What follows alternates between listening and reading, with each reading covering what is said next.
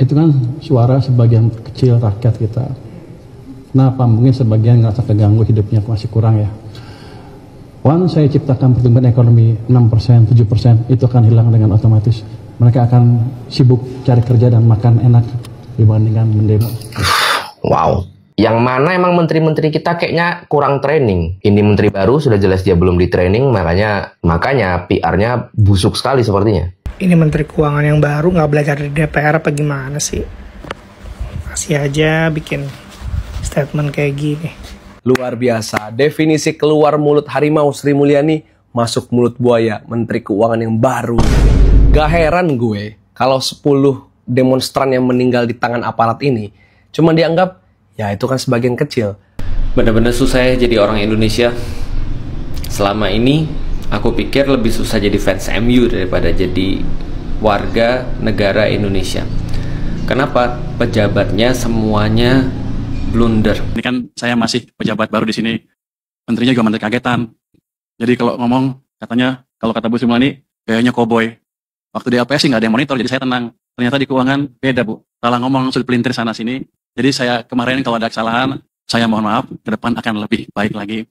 Assalamualaikum warahmatullahi wabarakatuh. Nah, akhirnya ya Menteri Keuangan Purbaya Yudisadewa menyampaikan permintaan maaf soal pernyataannya yang merespon terkait tuntutan 17+8 yang menyebut dirinya sebagai pejabat baru dan menteri kagetan karena dia merasa dirinya salah ucap. Akhirnya pun minta maaf telah mendapat kritikan keras dan dirujak oleh netizen di sosial media karena dianggap ya pernyataan dari Menteri Keuangan ini benar-benar sangat kontroversial di saat masyarakat maupun mahasiswa ya menuntut 17+8 ke DPR.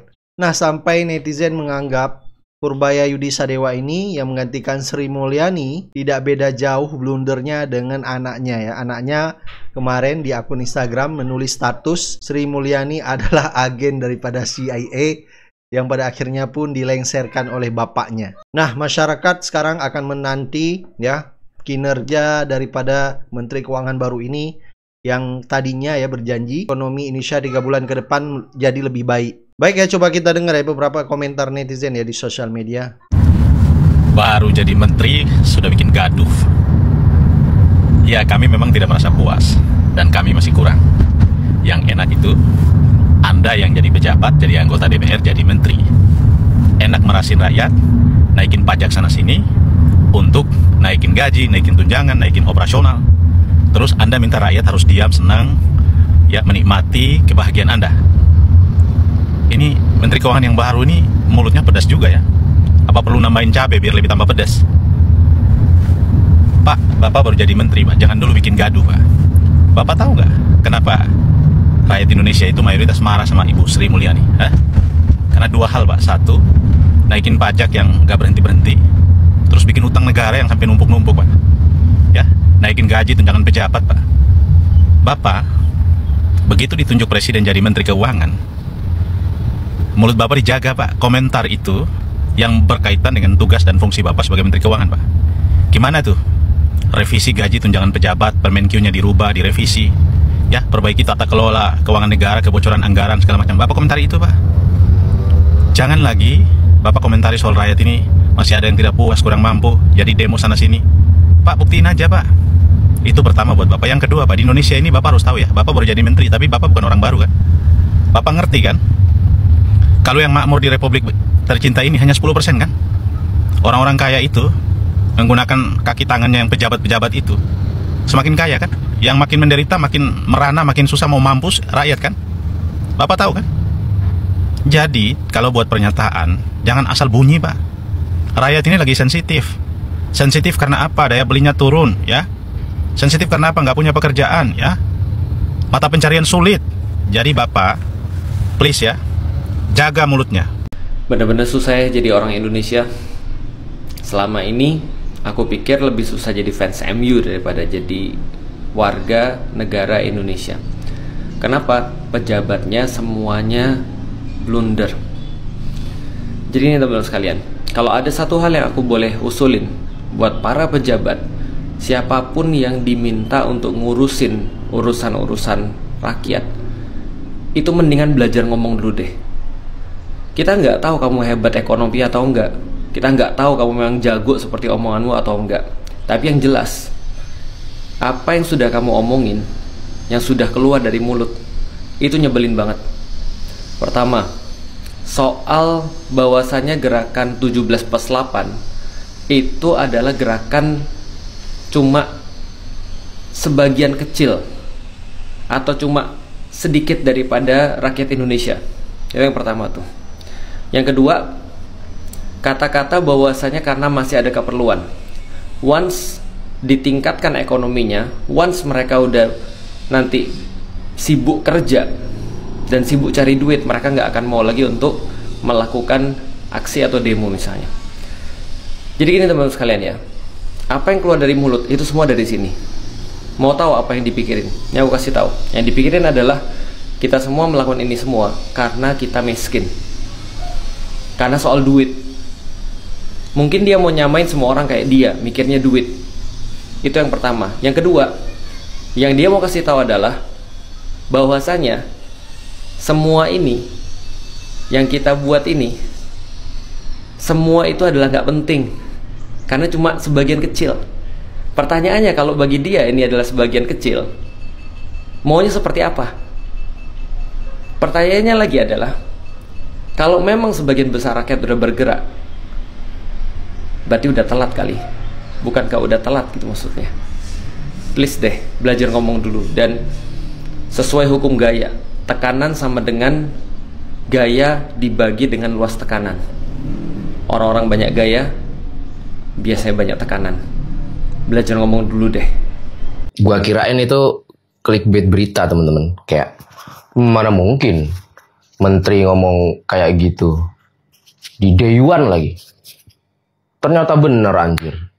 Oke gini, gua tahu lo marah, tapi he may be right, oke? Sebagian kecil katanya. Kita kan memang nggak pernah survei ya, maksudnya dari 270 sekian juta, kita nggak tahu. Siapa tahu emang sebagian kecil doang di bawah 50%. We don't know. Dan walaupun gue tahu persis teman-teman gue yang kaya banget gitu ya, yang financial freedom mah udah lewat. Ya mereka tetap demo, tetap menyuarakan segala macem. Tapi kan datanya juga belum ada gitu. Bisa jadi secara representatif keseluruhan, lu kalau udah kaya emang nggak peduli lagi gitu. Bisa jadi karena lu sibuk makan enak gitu. Bisa jadi. He may be right dengan pernyataan-pernyataan itu. Tapi pernyataan yang benar tapi disampaikan di momen dan waktu yang salah kan juga nggak baik. Itulah kenapa ada ilmu PR gitu, public relation, komunikasi publik, yang mana emang menteri-menteri kita kayaknya kurang training. Ini menteri baru sudah jelas dia belum di training, makanya PR-nya busuk sekali sepertinya. Tapi maksud gue oke lah, kita jangan fokuskan kemarahan di pernyataan itu. Kayak ya udah, ini peringatan buat menteri baru. Kemarin anggota DPR sekian dinonaktifkan karena omongan. Hati-hati. Itu nggak usah kita perpanjang lagi, poin video ini bukan itu. Tapi gue mau bilang adalah dia nyebut kalau ekonomi naik 6-7%. Dia sebut angka itu. Teman-teman, kita udah belajar banyak.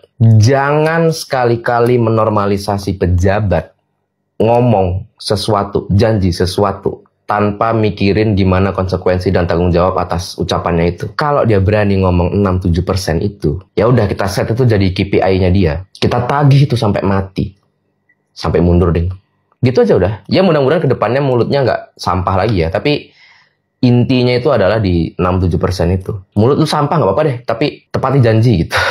Itu inti video ini. Karena gue capek banget gitu. Gibran bisa bilang 19 juta. And he's getting away with it gitu. Gue bilang dia goblok. Gue dirujak di thread. Kalau ada orang janji 19 juta tanpa tahu gimana cara realisasinya. Kata apa lagi yang lain selain goblok coba? Definisi kutipan seorang diktator. A death of one man is a tragedy and a death of million is just statistic. Luar biasa. Definisi keluar mulut harimau Sri Mulyani masuk mulut buaya Menteri Keuangan yang baru. Gak heran gue kalau 10 demonstran yang meninggal di tangan aparat ini cuma dianggap ya itu kan sebagian kecil. Masih ada ratusan juta masyarakat Indonesia selamat. Gak heran gue ketika 1000 lebih siswa keracunan karena MBG dianggap ya itu kan sebagian kecil. Masih banyak yang gak keracunan. Gak heran gue 3.000 orang yang luka-luka dan ditahan oleh aparat setelah demonstrasi kemarin dianggap ya itu kan sebagian kecil. masih banyak yang bisa pulang ke rumah. Gak heran gue. Ada buku bagus judulnya Development as Freedom yang bilang negara seringkali melihat kritik rakyat miskin atau rakyat terdidik yang sadar atas ketertindasan dianggap hanya sebagian kecil. Padahal yang sebagian kecil ini menderita luar biasa setiap harinya. Bahkan buku ini bilang kalau kelaparan itu bukan terjadi karena bencana, tapi karena kegagalan politik dan kebijakan publik. Jadi menteri baru ini, yang baru di reshuffle ini, saran saya Pak Presiden, reshuffle lagi. Tonde final boss ini. Begitupun Pak Presiden jangan lupa atas ketertindasan rakyat, walaupun mungkin dianggap sebagian kecil, termasuk 10 orang yang meninggal Pak, ribuan yang masih ditahan Pak, mereka menunggu keadilan Pak, mereka bukan sebagian kecil orang, mereka warga negara yang setiap hari punya cerita Pak. Penuhi segera tuntutan rakyat dan berikan keadilan untuk korban dan seluruh demonstran yang menjadi kriminalisasi dan tahanan politik.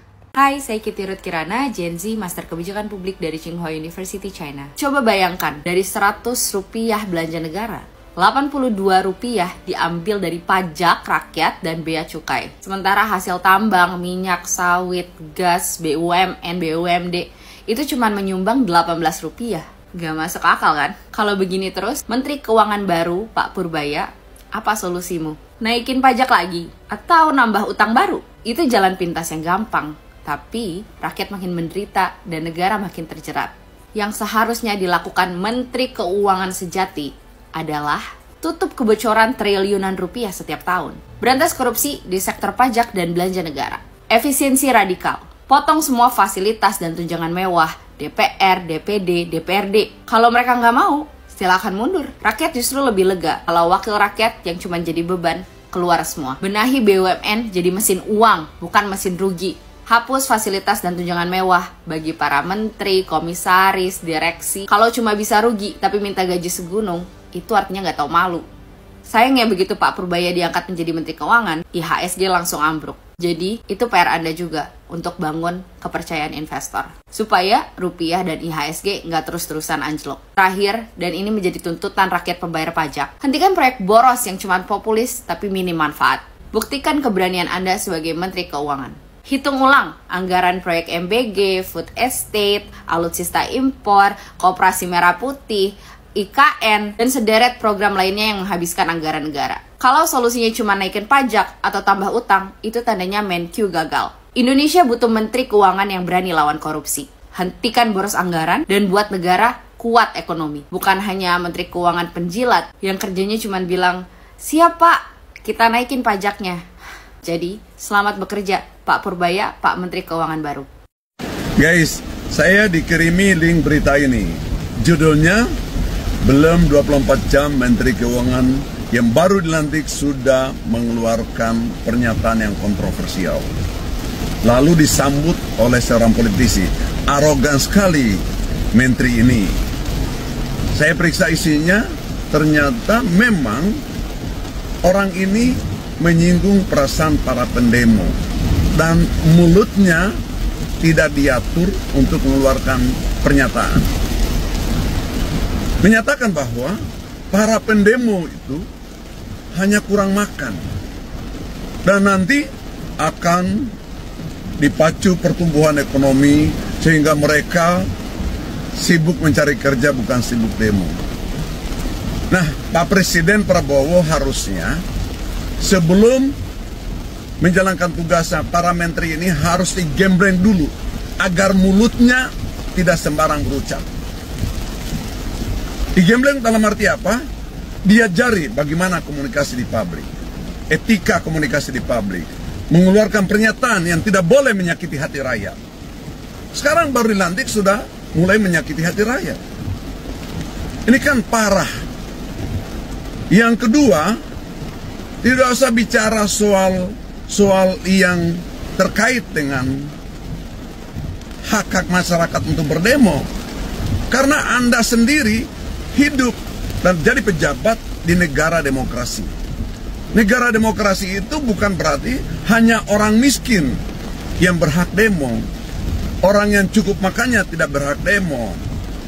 Tetapi setiap orang memiliki hak untuk mengeluarkan pendapatnya, untuk menyampaikan aspirasinya, dan kalau tersumbat aspirasinya yang disampaikan secara lisan dan secara damai, maka mereka berhak juga untuk demo, turun ke jalan. Dan pada tingkat tertentu, Anda juga hati-hati nih, Pak Menteri yang baru ini. Anda juga bisa disatroni rumahnya kalau salah ngomong dan pandang enteng rakyat. Di India, Menteri Keuangan Nirmala Sitharaman mengumumkan pemangkasan pajak. Rakyat bersorak, pasta gigi, sabun, sampo, pajak turun dari 18% ke 5%. Mobil kecil lebih murah, asuransi jiwa bebas pajak. Tujuannya sederhana, rakyat bisa bernafas, konsumsi naik, ekonomi bergerak. Di Indonesia, kita justru diuji kesabaran rakyat. Pajak naik terus, pelayanan publik pas-pasan. India rela kehilangan 480 miliar rupiah demi konsumsi. Indonesia rela kehilangan kesabaran rakyat demi APBN. Sebetulnya kan inti pembangunan sederhana, rakyat sejahtera, sebanyak mungkin kembali ke rakyat. Jadi wajar kalau saya usul PPN turun dari 11% ke 7%. Daya beli naik, konsumsi meningkat, ekonomi bergerak, penerimaan negara tetap aman. India menyederhanakan tarif dari 4 jadi 2. Indonesia justru menambah lapisan. Pajak, aturan, pungutan, hingga senyum pejabat pajak. Hasilnya, rakyat seperti bawang bombay, dikupas satu persatu sampai habis air matanya. Di India, pemangkasan pajak jadi hadiah festival Navratri. Di Indonesia, kenaikan pajak jadi hadiah tiap kali APBN megap-megap. Jadi, judul berita di India, sabun, pasta gigi, asuransi lebih murah. Nah, kalau di Indonesia, kira-kira judul beritanya apa ya? Ayo, curhat publik yuk. Kok ada yang aneh ya dalam pidato Sri Mulyani saat perpisahan dengan para pejabat-pejabat Menteri Keuangan. Di situ dia menyampaikan bahwasannya hormati privasi kami. Saya pamit undur diri pagi hari ini dan mohon mulai saat ini untuk kami dihormati ruang privasi kami atau ruang pribadi saya. Nah, yang dimaksud dengan hormati privasi kami itu seperti apa? Nah, di sini saya tangkap ya, ada 2 poin yang ingin disampaikan oleh Sri Mulyani. Yang pertama, dia mungkin ada konflik internal dengan Prabowo Subianto. Maka dari itu dia meminta untuk dia ini sudah turun jabatan. Jangan sampai setiap persoalan-persoalan atau masalah-masalahnya diungkit kembali. Intinya seperti itu. Nah, poin yang kedua di sini, Sri Mulyani ingin menyampaikan kepada media-media bahwasannya dia sebagai masyarakat biasa, jadi hormati privasinya. Jangan kemudian kesana sini cari persoalan atau masalah dirinya lagi. Karena di sini dia sebagai warga Indonesia yang tidak punya jabatan lagi. Tapi menurut kalian bagaimana? Apa makna dari pernyataan Sri Mulyani ini? Jadi Anda teman-teman muda nggak usah takut. Saya udah jago, apalagi yang lain-lain. Para pelaku bisnis kita sebetulnya sedang ekspansi. Cuman mereka jarang ngomong di TikTok. Yang di TikTok kan yang nggak ada kerjaan. Kalau IHSG anjlok biasa mungkin takut, tapi kan saya lama di pasar, saya 15 tahun lebih di pasar, jadi saya tahu betul bagaimana memperbaiki ekonomi. Jadi yang dibilang di TikTok, anak-anak muda bilang Indonesia suram, itu salah, karena mereka nggak ngerti struktur ekonomi dan bagaimana cara memperbaikinya. Kebetulan saya tahu, jadi kalau ada saya, selama ada saya tenang-tenang aja lah. Dan juga tadi saya di kasar baru mungkin jam 12:30. Kalau saya pikir saya ditipu. Kaget. Kaget. Kaget. Ya kaget itu aja. Wah.